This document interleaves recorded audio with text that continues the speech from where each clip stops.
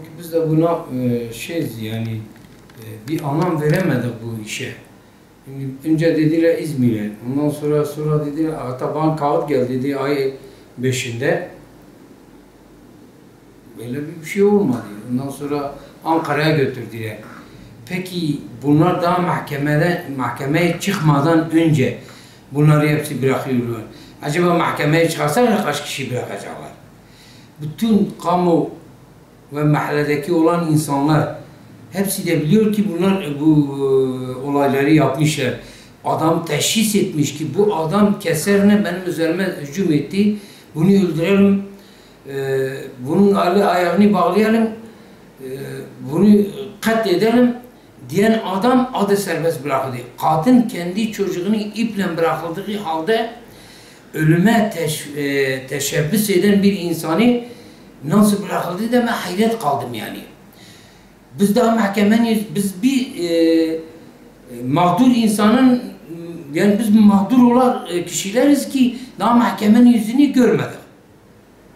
Daha mahkemenin yüzünü görmeden bunlar bırakıldılar. Acaba bunları mahkemeye girseler kaç kişi bırakacaklar? Yani daha önce de 4 kişi bırakılmıştı serbest. 2 kişi dediler işte askerdeymiş, biri de bilmem hastanedeymiş. O zaman ben bir ara gene söyledim yani bunlar araştırsınlar. Acaba asker midir? Acaba hastanede o gün var mıydı? Yani bu propagandadırlar yani bu devlet bunu ne yapıyor, kimin adına çalışıyor, kimin hesabına çalışıyor ben de anlamadım. Yani kimin hiç mağdur olan biz işte mahkemenin yüzünü görmedik adamlar serbest bırakılıyor. Bu anlamadım bu işte.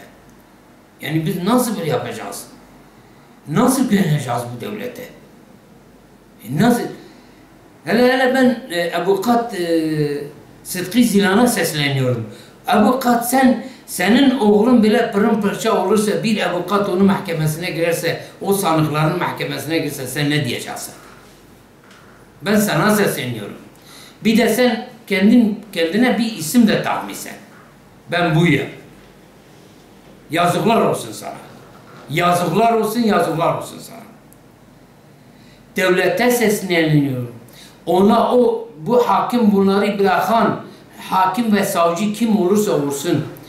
Yani onların çocukları böyle 5. kattan, 3. kattan aşağı atarsa ondan sonra böyle arabalarla üstlerine geçerse ve ağızlarında ne diş kalırsa ne şey kalırsa hiçbir şey kalır vücutlarında delik dişe giderse bir de kamu sanıkları bırakırsa. Ben bir tane şahit oldum. Bir adam diyor ki biz hocayla beraber 6 Ekim'de evet Hatay'daydık. Ama 6 Ekim'in akşamı biz Diyarbakır'a hareket ettik. 7 Ekim'de biz sabahleyin Diyarbakır'daydık. Bu itirafçılar olan, o şimdi tutuklu olanlar diyor ki olayı teşvik eden bu insandır. Her ikisi de aynısını söylüyor. Bu insandır. Galyana getiren bu insandır. Nasıl bunu bırakıyorlar? Ben anlamadım ya. Nasıl adalettir, nasıl şeydir? Ben buna nasıl güveneceğim? Yani bu çocuklarımızın hakkı kaybolacak. Bu çocuklarımızın o kadar vücutlarına deli deşek edenler kaybolacak. Bu nasıl olacak? Bu hakimler bizi çağırmıyorlar. Yani bu mahkemeler bizi çağırmıyorlar. Bu adamları serbest bırakıyorlar. Nasıl? Peki Selahattin Demirtaş çıktı ki dedi ki eğer bu faili yakalamasalar bunun sorumlusu Erdoğan'dır. Cumhurbaşkanıdır. Hemen 2 günün içinde Antep'te adamı yakaladılar getirdiler işittir bilmem nedir. Halbuki adamın onlar biliyorlar haberleri vardır. Adamın akrabası, babası, ailesi komple BDP'ye oy vermiş bir insandırlar. Hemen gene yakaladılar. Peki bizimki niye yakalamıyorlar? Hadi 5 kişi daha hala aranıyor. Hiç yakalanmadılar. Niye onlarınkini aynı dakikada 2 günün içinde yakalanıyorlar? Niye bizimkiler bu kadar gün aradan geçiyor onları yakalamıyorlar? Acaba sebebi nedir? Bir de Gülten Kuşanağa. Ondan sonra Zübeyde Zümrüt'e Selahattin Demirtaş milletvekilidir diye dokunulmazlığı vardı. Dava açmıyorlar. Niye bunları açmıyorlar? Hiçbir gün bir tanesi bir hakim bir savcı bizi çağırmadılar ya. Sanki hiç çocuğumuz olmamış gibi. Hiç çocuğumuz değildir. Biz bunların sahibi değiliz diye hiç kimse bizi çağırmadı. Ben bu davada hiçbir şey anlamadım. Hege başbağlar, demek ki başbağlar bak 22 sene geçmiş arada bunların faillerini bildikleri halde kimseyi yakalamadılar. Demek bizim de aynıdır. Yavaş yavaş. 3 aya kadar mahkeme daha devam ediyor. 3 aydan sonra 3 aya kadar demek bunlar ara verecek. Bir arada toplanıyorlar. Ayda bir toplanıyorlar. 3 aya kadar demek kimseyi bırakmayacaklar. Hepsi bırakacaklar. Hiç mahkemede çıkarmadan. Peki bu Muşlu'nun ne işi var Diyarbakır'da olaya katılmak? Demek BDP getirmiş buraya, PKK getirmiş buraya. Yüksekova olan insan ne işi var burada? Demek o getirmiş. Onlar getirmiş, onlar teşvik ediyorlar. Ha geçen gün gene Kobani'de bir olay oldu. Hemen milleti sokağa çağırdılar dedi. Hatta Pervin Bülten dedi kesinlikle MHP'nin hakkı değildir ve hadide değildir. Kimse PKK'ya terörist diyemez. Bu hakimler, savcılar korkuyor mu acaba? Bu devlet bunlardan korkuyor mu, bunları serbest bırakıyorlar? Adam teşvik etmiş ya teşhis etmiş ki bu adam keser elindedir, bu insanları öldürüyordu, beni vuruyordu. Keseri hep kandı. Bu ev sahibi HG telefon açmasaydı bunlar nasıl gelip bunları öldürecektiler? Nasıl 3. kata atacaktiler?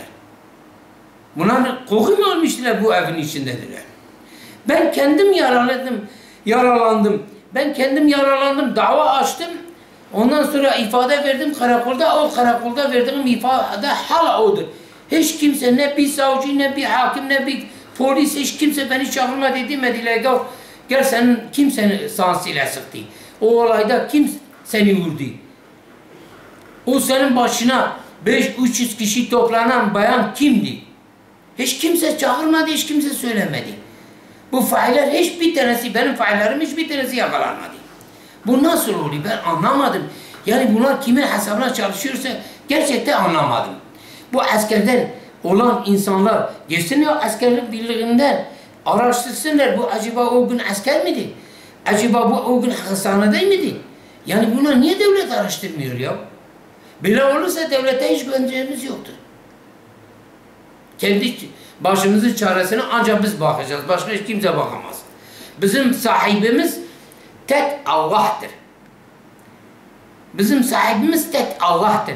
Demek ki biz Müslüman olduğumuz için, dindar olduğumuz için bunlar da bunu yapıyorlar. Eğer biz Müslüman olmasaydı, dindar olmasaydı bu işler başımıza gelmezdiler. Bunlar da davamıza iyicene bakacaktılar. Demek biz Müslüman olduğumuz için, dindar olduğumuz için bu adamlar öyle yapıyor. Vallahi biz yani dünyada var olana kadar biz bu davamızdan vazgeçmeyiz, biz dinimizden vazgeçmeyiz.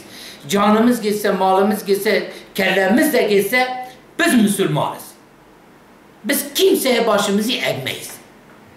Biz ne zulmü kabul ediyoruz ve ne kimseye zulüm ederiz. Biz Müslümanız. Biz başımızı hiç kimseye eğmeyiz. Haksızlığa başımızı eğmeyiz. İsterse canımız geçsin. Ben son kelimem budur. Ben Başbakan'a, Cumhurbaşkanı'na sesleniyorum. Bu davanın üstünde dursunlar. Bunu takip etsinler. Yoksa daha çok olaylar olur, çok kanlar dökülür. Onların da haberi var, onlar biliyorlar ama takip etmiyorlar, o ayrı davır. Teşekkür ederim.